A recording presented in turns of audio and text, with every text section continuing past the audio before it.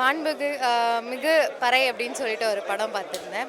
ரொம்ப நல்லா இருக்கு இந்த படம். Hats off to the directors and the team. படம் வச்ச டைட்டில் நல்லா இருக்கு ரொம்பவே. யங்ஸ்டர்ஸ் எல்லாரும் வந்து பார்க்கணும். இப்போ இருக்க லைக் அந்த இன்ஸ்ட்ருமெண்ட் லைக் கலை பற்றி தான் பேச வராங்க அது. ஸோ நல்லா இருக்கு. பார்க்க வேண்டிய ஒரு படம் தான் நான் சொல்ல வேண்டியது. எல்லாருமே சூப்பராக பண்ணியிருக்காங்க எல்லா கேரக்டர்ஸும்.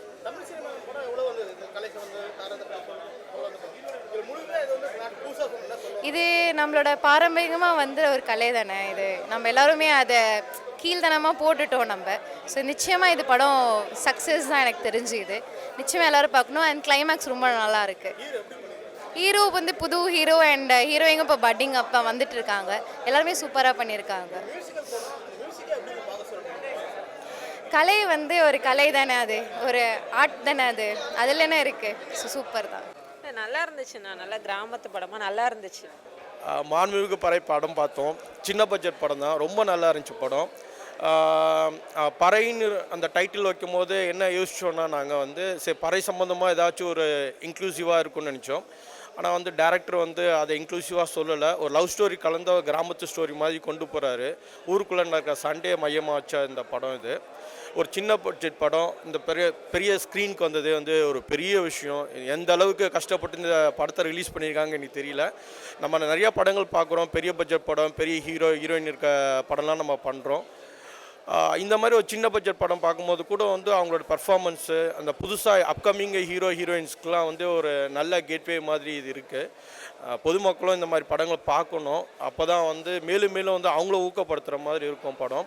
இந்த படத்தில் பார்த்திங்கன்னா 2 ஹீரோ ஒரு ஹீரோயின் 3 பேருமே ரொம்ப நல்லா பண்ணியிருக்காங்க. ஃபர்ஸ்ட் ஹாஃபில் 2 ஹீரோ நல்லா படிப்பாங்க. ஹீரோயின் லாஸ்ட் ஒரு 10 மினிட்ஸ் வந்து டச்சப் ரொம்ப நல்லா கொடுத்துருக்காங்க. பார்க்க வேண்டிய படம். ஸ்கிரிப்டுன்னு பார்த்திங்கன்னா வந்து ரொம்ப இன்டெப்த்தாக இல்லை, மேலோட்டமாக ஒரு லவ் ஸ்டோரி கலந்த ஒரு ஸ்கிரிப்டாக இருக்குது. ஒரு சின்ன பட்ஜெட் படத்தை நம்ம தான் ஊக்குவிக்கணும். எல்லோரும் பாருங்கள், படம் நல்லாயிருக்கும். ஓரளவு பார்க்கலாம். தேங்க்யூ. ரொம்ப நல்லா இருந்துச்சுப்பா. படம் நல்லா வந்திருக்கு. அந்த பொண்ணு கதாநாயகி ரொம்ப கிளைமேக்ஸில் ரொம்ப நல்லா பண்ணியிருக்கான். அவளுக்கு ஒரு என்னை பொறுத்த வரைக்கும் அவள் வந்து ஒரு அவளுக்கு நல்ல லைஃப் இருக்குது அவனுக்கு.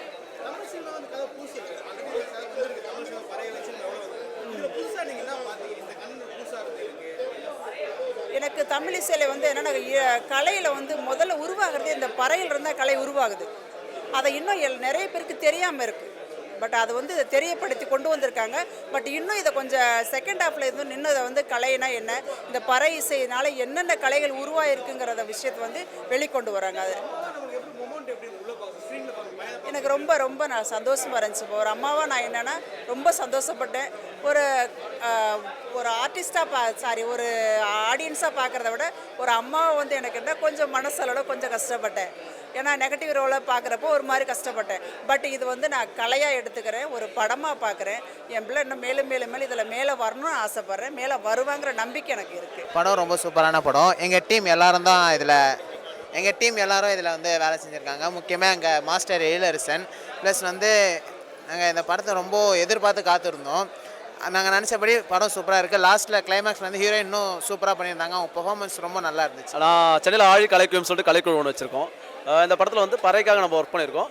அண்டு படம் இப்போ பார்க்குறோம், ரொம்ப நல்லா இருந்துச்சு படம். எல்லோடைய ஹார்ட் ஒர்க் ரொம்ப நல்லாவே தெரிஞ்சுது. டேரக்டர் சுகுமார் ஆகட்டும், ஹீரோயின் அண்டு ஆரியன் ஆகட்டும், எல்லாருமே ரொம்ப ஹார்ட் ஒர்க் பண்ணியிருக்காங்க. இதுக்கு மூல காரணமாக இருக்க ஃப்ரான்ஸில் இருக்க சுபாஷ் சுரேஷ், அவங்களோட ஒர்க்கும் ரொம்ப நல்லா இருந்தது. அவங்களோட இனிஷியேட்டில் தான் இவ்வளோ நல்லா இருந்தது. தேங்க்யூ. இந்த படத்தில் 2மே சொல்ல வந்திருக்காங்க. ஒன்று ஜாதிய ஒடுக்குமுறை பழைய சாந்தி அண்டு ஆணவ படுகொலை, இது 2மே சேர்ந்து சொல்லியிருக்காங்க இந்த படத்தில். ரொம்ப நல்லா இருக்குது படம். நீங்கள் பார்க்கலாம், எல்லாருமே பார்க்கலாம். நல்லா இருந்துச்சுங்க, ரொம்ப நல்லா இருந்துச்சு. ஆக்சுவலி நாங்கள் நேராக பார்த்துருக்கோம். இது வந்து ஃபஸ்ட் டைம் நாங்கள் ஷூட்லாம் பார்த்தது. அதோட ரிசல்ட் வந்து நம்ம இப்போ தேட்டரில் பார்க்குறோம். தேட்டரில் பார்க்கும்போது ரொம்ப நல்லா இருந்துச்சு. அவங்களோட ஹார்ட் ஒர்க் எந்த அளவுக்கு ஹார்ட் ஒர்க் பண்ணியிருக்காங்க. ஆக்சுவலி எதிர்பார்க்கல. ஹீரோயின் வந்து அவ்வளோ ஹெவியாக வந்து அந்த பர்ஃபார்மன்ஸ்லாம் பண்ணுவாங்க, நாங்கள் எதிர்பார்க்கல. இது எதிர்பார்க்காத ஒரு பர்ஃபார்மன்ஸ். அந்த ஸ்க்ரீனில் பார்க்கும்போது இன்னும் நல்லாவே இருந்துச்சு. ஏன்னா நீங்கள் 1 டே 2 டேஸ் ஃபுல்லாக நம்ம அந்த ஷூட் நம்ம பார்த்தோம். ஹீரோயின் எப்படி அந்த ஒர்க் பண்ணாங்கன்னு சொல்லிட்டு ரொம்ப நல்லா இருக்குது. இந்த படம் ரொம்ப நல்லா இருந்துச்சுங்க சார். இந்த படத்தில் பார்த்தீங்கன்னா பறையோட இசையோட பற்றி தான் எடுத்திருக்காங்க. இதில் நான் பறையோட இசையை பற்றி தான் எடுத்திருப்பாங்க ஃபுல்லான்னு பார்த்தோம். ஆனால் வந்து இதில் ஒரு நல்ல ஒரு மெசேஜும் கொடுத்துருக்காங்க. ஜாதி விட்டு ஜாதி கல்யாணம் பண்ணுவாங்க, அதுலேருந்து என்ன இஷ்யூ நடக்குது நம்ம நிறைய பேப்பர்லலாம் பார்க்குறோம். ஆனால் இந்த ஒரு படம் பார்த்தாங்கன்னா அவங்களுக்கு வந்து நெக்ஸ்ட்டு வந்து நம்ம இது மாதிரிலாம் பண்ணக்கூடாது, நல்லா திருந்தலான்றதுக்காக வந்து அது ரொம்ப நல்லா எடுத்திருக்காங்க டேரக்டர். இதோட ஸ்டோரி வந்து அதுக்கப்புறம் பார்த்திங்கன்னா எல்லாருமே நல்லா நடிச்சிருக்காங்க. தேவா சார் மியூசிக்கும் ரொம்ப சூப்பராக இருந்துச்சு. இந்த ஃபஸ்ட்டு சாங்கும் நல்லா இருந்துச்சு. திண்டுக்கல் சாரோட சன்னுன்றதுனால தான் அங்கே பார்க்க வந்தேன் ஆக்சுவலாக. சிவகுமார் சாரும் சூப்பராக நடிச்சிருக்காங்க. அதுக்கப்புறம் காயத்ரி மேடம் சான்ஸே இல்லை, அவங்க வந்து கிளைமேக்ஸில் கலக்கிட்டாங்க. படம் ரொம்ப அருமையாக இருக்குது. எதிர்பார்த்ததை விட ரொம்ப சிறப்பாக வந்திருக்கு. ஒரு கிராமத்துக்குள்ளே எடுத்த படம் தான். நம்ம ஒரு வில்லேஜுக்கு போயிட்டு வந்து ஒரு 5-6 நாள் அந்த வில்லேஜில் இருந்துட்டு ஒரு திருவிழா நடத்திட்டு கொண்டாடிட்டு வந்தால் எவ்வளோ சந்தோஷமாக இருக்குமோ அந்த மாதிரி ஒரு படம். ஆனால் அதே நேரத்தில் நல்ல ஒரு மெசேஜை கொடுத்துருக்காங்க. ஒரு பறை இசை கலைஞர்னா அவன் வந்து இந்த குறிப்பிட்ட ஜாதியை சேர்ந்தவங்க அவங்களெல்லாம் இந்த இடத்துல தான் உட்கார வைக்கணும், அவங்களுக்கு இப்படி தான் சாப்பாடு போடணும், அவங்க வந்து வாழ்க்கையில் முன்னேறவே கூடாது அப்படின்னு நினைக்கிற அந்த ஜாதியத்துக்கு ஒரு சவுக்கடி கொடுக்குற மாதிரி இந்த படம்.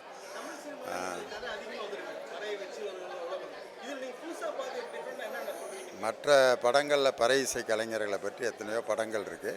இது பறை இசைக்காகவே எடுக்கப்பட்ட ஸ்பெசிஃபிக்காக எடுக்கப்பட்ட படம். அந்த படம் முழுவதுமே பறை இசையை பற்றியே இருக்கும். மற்ற படங்கள்லாம் ஏதாவது ஒரு கதாநாயகன் ஒரு இடத்துல ஒரு டான்ஸ் ஆடுவார், அல்லது அந்த பறை இசையை வச்சு எல்லோரும் ஒரு ஆடிட்டு அதை முடிச்சிருவாங்க. ஆனால் இது படத்தில் பறை இசையை பற்றியே படம் ஃபுல்லாகவே வருது. அதில் கதாநாயகன் வந்து பறை இசை சொல்லி கொடுக்குற வாத்தியாராக நடிச்சிருப்பார். அது வந்து வித்தியாசமாக இருக்காது கதை. கிளைமேக்ஸ் வந்து ரொம்ப எதிர்பாராத ஒரு கிளைமேக்ஸு. இன்டர்வல் பிறகு நல்ல ட்விஸ்ட்லாம் இருக்குது. அதனால் ஃபேமிலியோட ஜாலியாக பார்க்குற மாதிரி ஒரு படம்.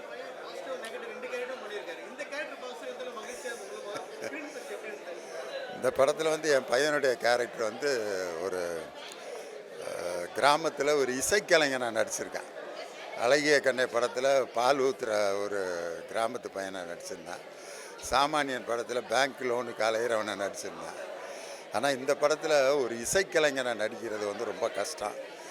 அதை நல்லா அதை வாசித்து அதுக்குரிய ட்ரைனிங் எடுத்து ஒரு பறை இசை கலைஞனாகவே என் பையனை பார்க்குற மாதிரியே இருந்தது.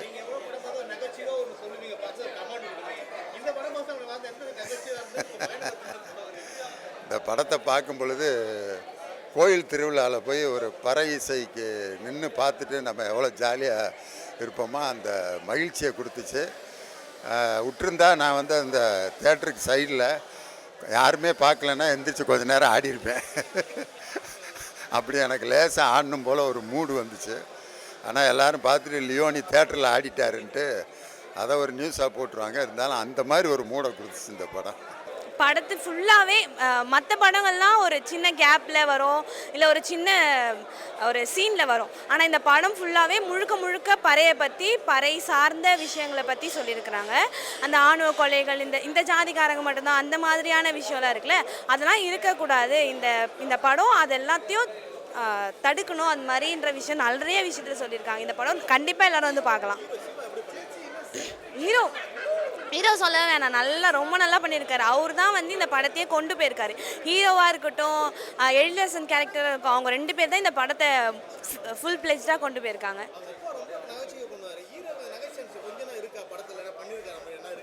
அவர் அளவுக்குலாம் இல்லை, ஏதோ